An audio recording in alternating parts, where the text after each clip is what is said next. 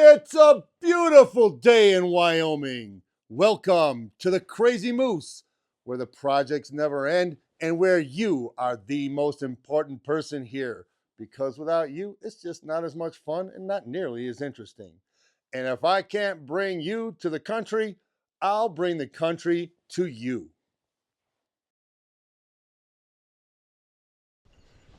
This video is about personal health, and I am absolutely soliciting and requesting your participation. I would greatly appreciate any thoughts, suggestions, ideas, advice, sharing your experiences on this matter, and look very forward to hearing about it. I am 60 years old, about 235 pounds. So I'm at least 35 pounds overweight, right?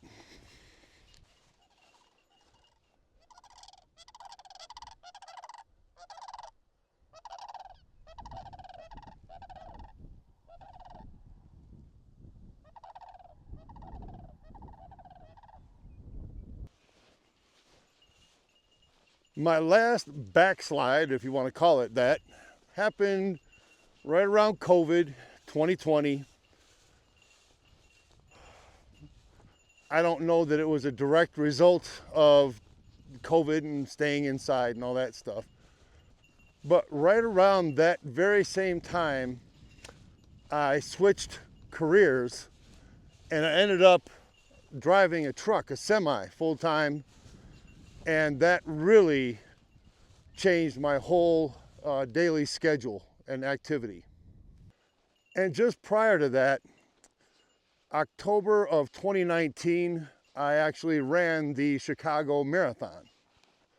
So I was in pretty good shape at that point.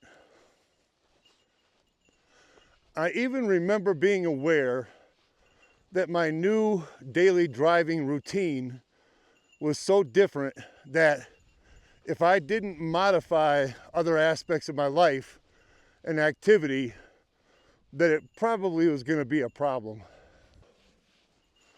I did have another one or two situations that arose that did affect my overall activity, my abilities, and my level of energy. So there was a legitimate physical aspect to the whole thing as well. But to be quite transparent, I believe that most of it was and still is psychological. I can't really say for certain why I didn't keep up my previous routine of activity.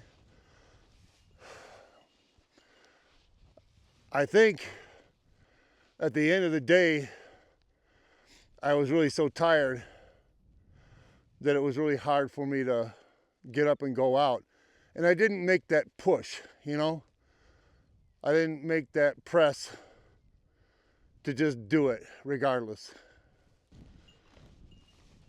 And I'm sure it's no real surprise to many that the pounds accumulated faster than I was paying attention. So I found myself at a doctor's appointment, an annual checkup, and my blood test came back that, to my surprise, my blood sugar levels were increased, elevated, the A1C levels, as well as my blood pressure. And in my entire life so far, I had never had any issues like that ever. And in addition to that, my breathing had also been affected. That could have been partially due to COVID, because I did get COVID really bad and it really affected my breathing my respiratory substantially. Some of you may have already made it past these stages through to the other side.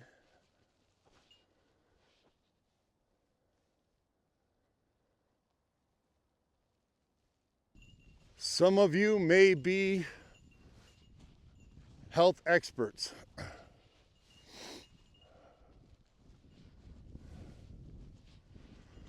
Some of you may be experts in the health field, nutritionists, dietitians, and have information that's helpful and you'd like to share.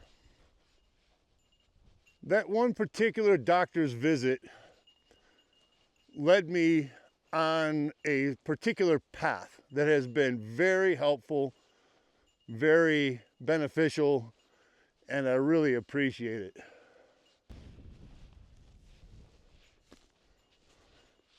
Because I had insurance,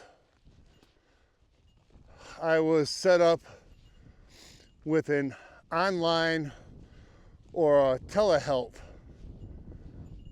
A1C pre-diabetes program that included other people. So basically, like a small telehealth support group, which really had a lot of great information, but the support and the accountability was helpful too.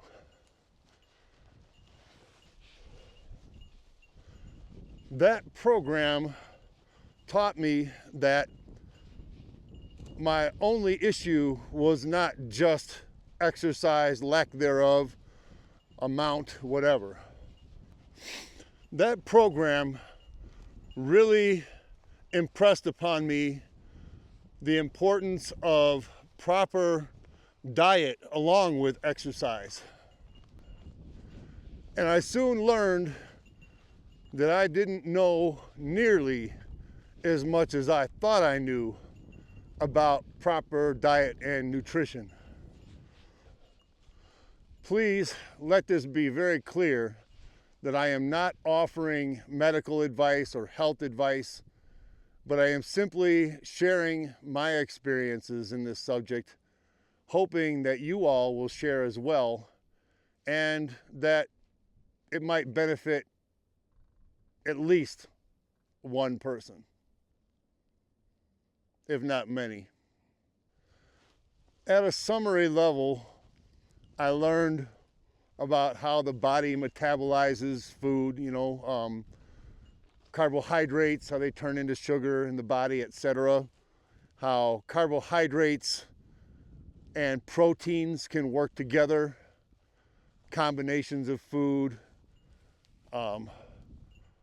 amounts of food, portion sizes.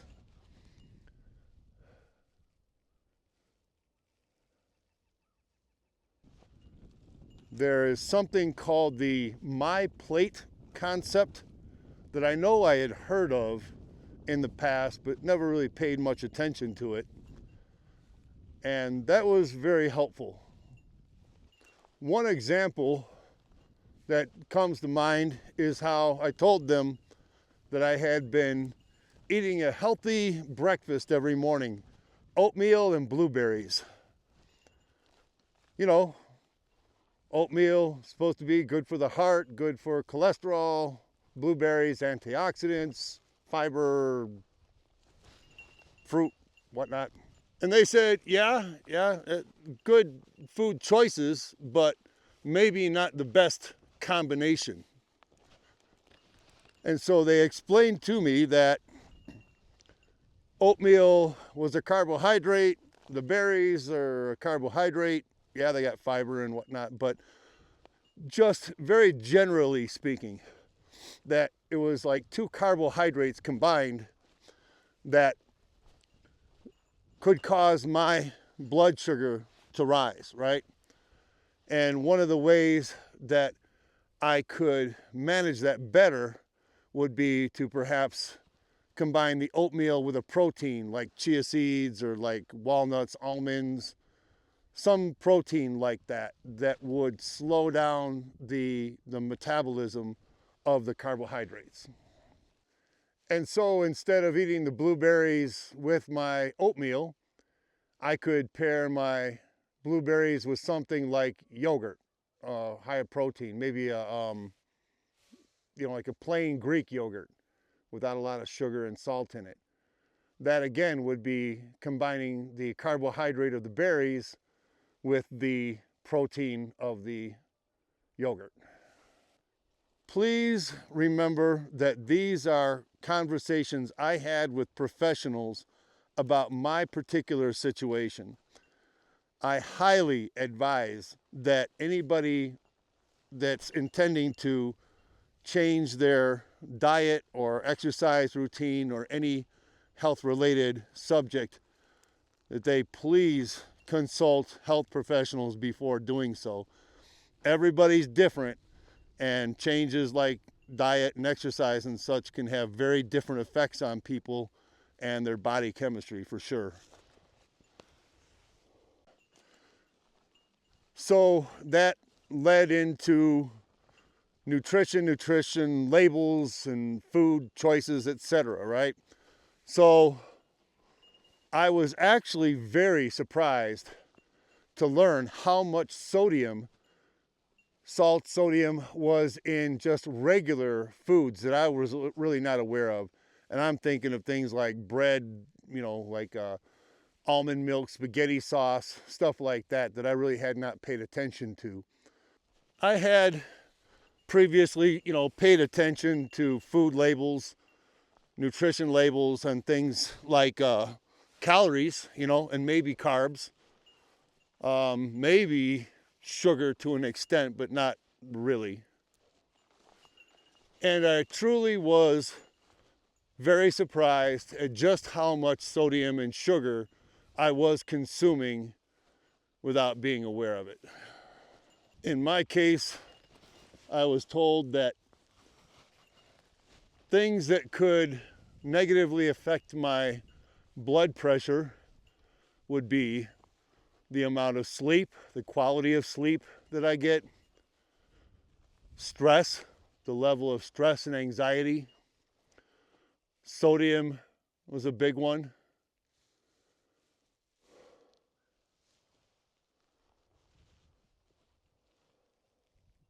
So it really shouldn't be any big surprise that proper balance is the key.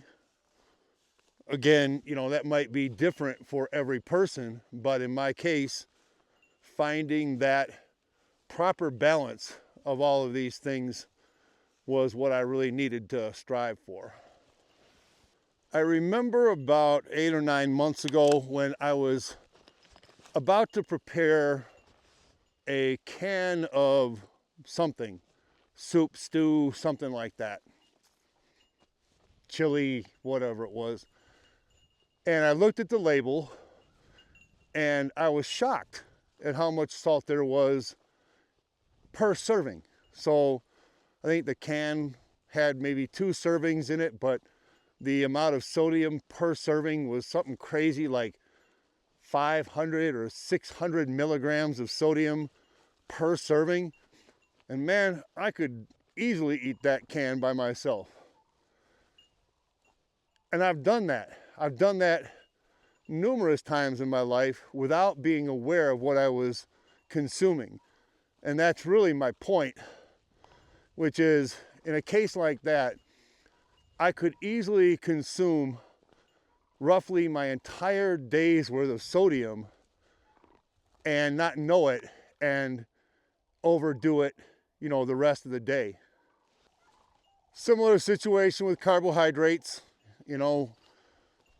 We might think of carbs as being, bread and rice, some of the obvious stuff.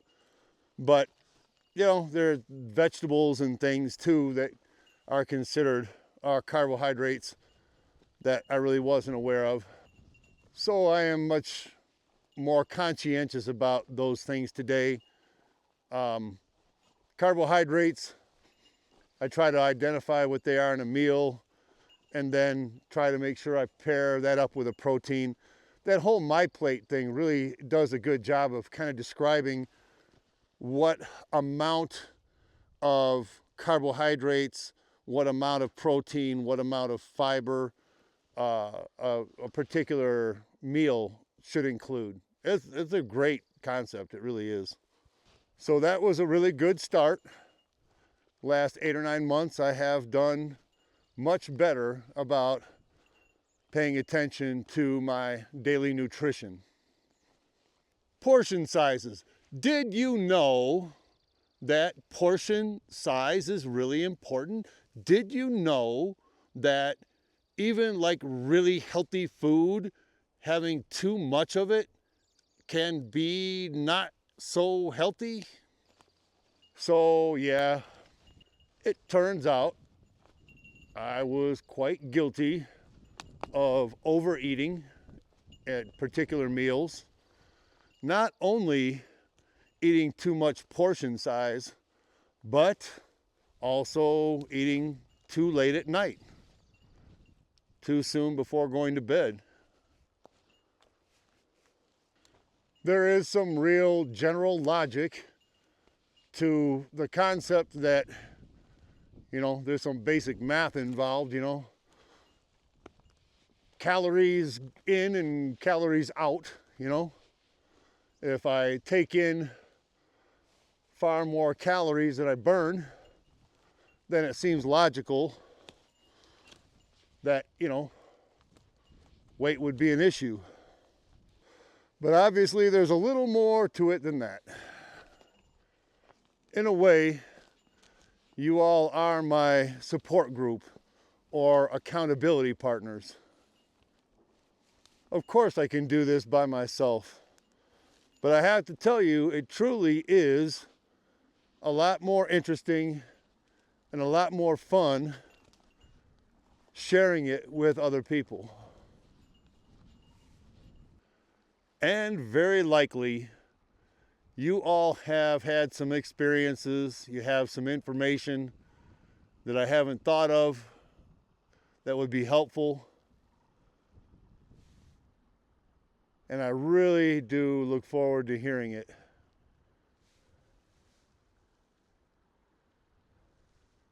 And I'm sure that you all have had some experiences and have some information that I haven't thought of. And what about the psychology of the whole thing? Where does that fit in? Have you ever thought to yourself, I really should go for a walk. I really should do this. I really should do that.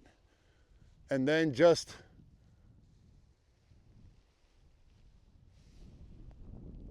Crane. Where'd he go? Hey, dude. I'm in the nesting ground of a few pair of sandhill cranes, and apparently they object to my presence in their neighborhood. Have you ever found yourself saying to yourself, self, I really should get up and exercise or go for a walk or a run or a bike ride? Have you ever seen other people, out for a walk or riding their bikes and say, I really should do that. I'm going to do that at so-and-so time, later today, tomorrow. And then time passes and it just never happens. Has that ever happened to you? What is that? One of my largest obstacles is procrastination. I'll get to it later. Usually this happens in the morning. I'm gonna go for a so-and-so walk before I go to work and before I do this and do that. And then I find myself getting involved in something and then something else and something else and something else. Next thing I know, I'm in the middle of the day or the latter part of the day. And then I say to myself, I'll do it this evening when I get home. And it doesn't happen. Most often what ends up happening is that at the end of the day, I end up feeling really tired. I will eat, and too often I will eat too much. And when I eat too much, it makes me tired. And when I'm tired, I get lethargic and I am less inclined to get up off of my rear end and go do something. And that has been a problem, especially if I find myself eating really late and before bed. Look at that hawk.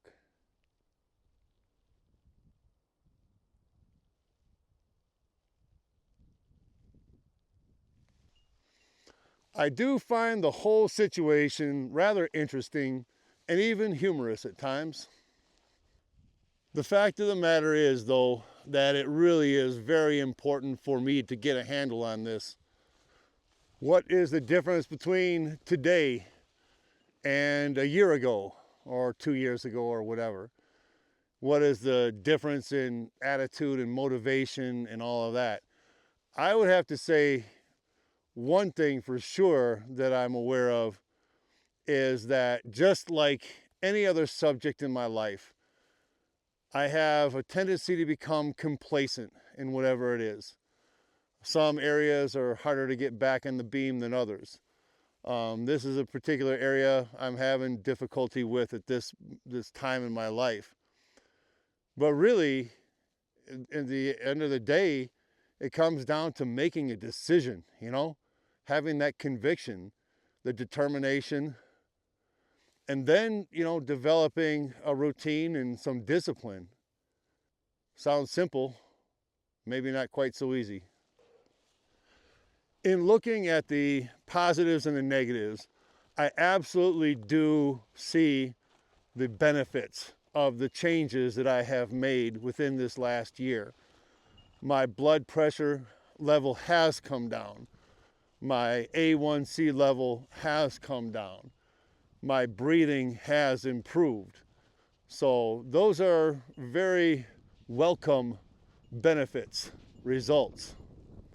But I am also very aware that there are other areas that I still need a lot of improvement in. That being discipline, meal portion sizes, not eating too close to bedtime. They say a couple hours before going to bed. I've actually set my timer on my phone as an alarm to go off at 7 o'clock every night to remind me to not eat past that general time. And do you know, 7 o'clock just comes really fast? Yeah, I definitely need to do better on that one. For me, it was suggested to get out and get some kind of exercise, walking, whatever, that elevates my heart rate for at least 45 minutes, 3 times a week at a bare minimum. Really, I was told I should be doing a lot more. And that's another goal that I have, to try to just up the exercise.